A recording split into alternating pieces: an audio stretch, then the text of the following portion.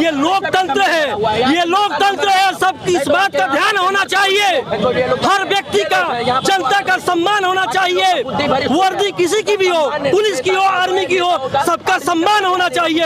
अगर देश का सैनिक का सम्मान नहीं है तो किसी का सम्मान नहीं है। ये थप्पड़ एक जवान के ऊपर नहीं है, ये तिरंगे के ऊपर थप्पड़ है, ये भारत के स्वाभिमान के ऊपर थप्पड़ है। ये हमारी भूतपूर्व सैनिक यूनियन ये बर्दाश्त नहीं करेगी, इसको हम मिटाएंगे। और दरोगा जी के लिए हमने लिखा था, कब तक बिहार इन बातों के लिए चर्चा में आएगा, कि चर्चा में आज फिर से बिहार आ गया, चर्चा में आज फिर से बिहार आ गया। और पुलिस के वर्दी में कोई रंगदार आ गया, पुलिस के वर्दी में कोई रंगदार आ गया। और पूरे अखबार में रक्सौल का बाजार आ गया, और पुलिस की वर्दी में कोई रंगदार आ गया, पुलिस की वर्दी में कोई रंगदार आ गया। बिल्कुल मैं बोलूंगा, ये थप्पड़ लगा है तिरंगे किसान को, ये थप्पड़ लगा है तिरंगे किसान को, भारत के स्वाभिमान को, सेना के जवान को। एक वर्दी वाला वर्दी का श्रृंगार खा गया, एक वर्दी वाला वर्दी का श्रृंगार खा गया। और पुलिस वाली की वर्दी में रंगदार आ गया। तनाशाही कब तक चलेगी? वर्दी सम्मान की चीज होती है, चाहे वो पुलिस की हो या सेना की हो। सीने पे गोली खाते जो देश के लिए, जाकर पूछिए, देखिए सेना पर क्या होता है। जब ये दरोगा साहब को 8 दिन का राशन पीठ पर लाद कर और जंगलों में बैठा दिया जाएगा, हेकड़ी बुला जाएगी, इनकी हेकड़ी बुला जाएगी। उन पे हाथ उठाते हैं, उनके लिए लिखा हूँ, सीने पे खाते गोली जो देश के लिए, खेलते लहू की होली जो देश के लिए, देश के जवान का उपकार खा गया। पुलिस की वर्दी में रंगदार आ गया। रंगदारी नहीं चलेगी, नियम कानून सबको सजा मिलनी चाहिए। कोई गलती होती है सजा मिलनी चाहिए, तानाशाही नहीं चलेगी। मैं इसलिए बुझाऊं कि पुलिस की वर्दी में देखो रंगदार आ गया, भागो भागो, मोतिहारी में सुशासन का सरकार आ गया, सरकार आ गया। पुलिस की वर्दी में कोई रंगदार आ गया, रंगदार आ गया।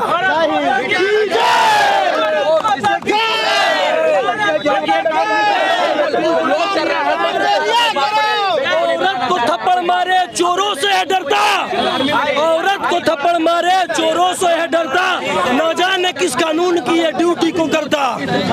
औरत को थप्पड़ मारे चोरों से है डरता, न जाने किस कानून की ड्यूटी को ये करता। इसे देखकर लगता है कि भ्रष्टाचार आ गया, पुलिस वालों की वर्दी में रंगदार आ गया, रंगदार आ गया। मेरा पेज है फौजी की काम से, मैं फौजी। अजय रवि जी, बिहार पुलिस में कुछ ऐसे पुलिस इसलिए बहाल होते हैं कि रोड पे ऐसे खुल के गुंडागर्दी कर सके। हाँ, इसीलिए बहाल होते हैं कि उनको तजुर्बा दिया जाता है कि छोटे छोटे होम गार्ड से 10-10 रुपया ट्रकों से वसूली करवाई जाए। और यही इसीलिए बहाली होती है। और वो सरकार के सबसे करीबी होते हैं। कहे कि शराब तो बंद है बिहार में, तो जो शराब पास होगा, जो माफिया से पैसा आएगा, उसी के टैक्स का, उसी के पैसा को जो है सरकार का आय में वृद्धि किया जाएगा। तो पुलिस को सुधरने का जरूरत है, और पुलिस माफिया बन गया है, गुंडा बन गया है पुलिस। क्या लगता है रवि जी, पुलिस जो जैसलमेर की तपती धूप में 50 डिग्री में फौजी रहते हैं, अरे सर, ये लोग माइनस में रहते हैं, ये लोग गर्मी में ऐसे और ठंडा में जो है हीटर लगा कर बैठते हैं। जब ये लोग जाएंगे राजस्थान बॉर्डर पर, तब इनका औकात समझ में आएगा, जब पसीना ऐसे बल बल बल बल छुएगा। सियाचिन और एलओसी में जाकर जो है कारगिल में खड़े होकर -30 और 40 डिग्री में जिस दिन ये बंदूक थामेंगे ना, पेशाब इनका जाम हो जाएगा, पेशाब। तो इनको औकात समझ में आएगा। ये लोग क्या समझे वर्दी की कीमत है? ये लोग क्या जाने? इन लोगों को तो समय पर सैलरी मिलता है, इन लोग को तो मक्खन मिलता है, बंगला मिलता है, संसद भवन में जाकर बस गुटखा खाकर खिचर करेंगे। ये लोग क्या करेंगे सम्मान एक आर्मी के जवान का? इनका बेटा आर्मी में होता, इनका बेटा आर्मी का जवान होता,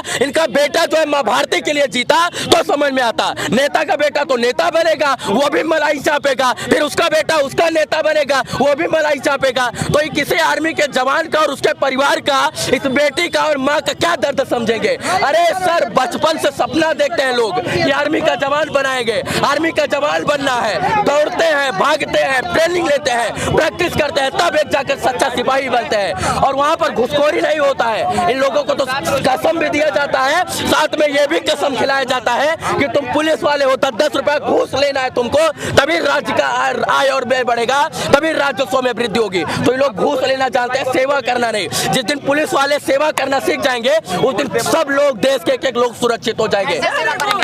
क्या करना होगा, कैसे सेवा करें? सेवा करने के लिए जरूरत ही नहीं, सेवा कर रहे, नहीं सेवा कर रहे, आप नहीं सेवा कर रहे, हम नहीं सेवा कर रहे हैं। प्रशासन कैसे सेवा करे? पुलिस ईमानदार हो जाए, उस दिन सेवा करना शुरू कर देंगे। कहाँ से ईमानदार होगी?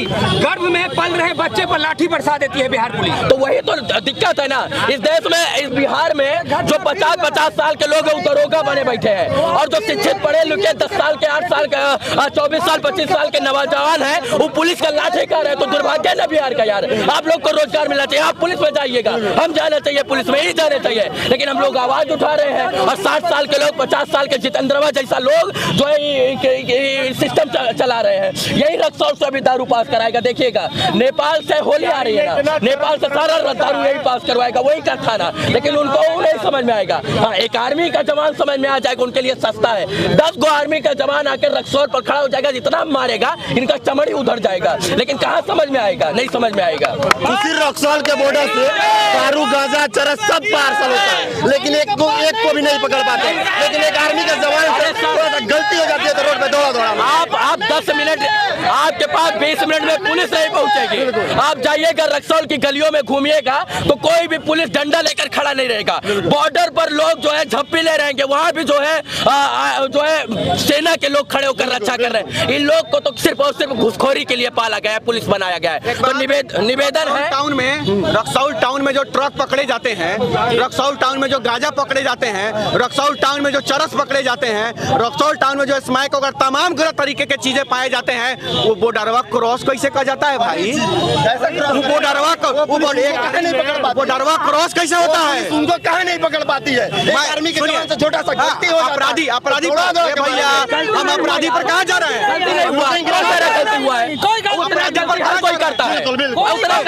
भाई अपराधी पर अभी हम कहाँ गए? अभी हम कहाँ है? उधर दंड में नहीं, सुनबे नहीं किया। आया कैसे? उसको पास कराया कौन? बॉर्डर पास कराया कौन?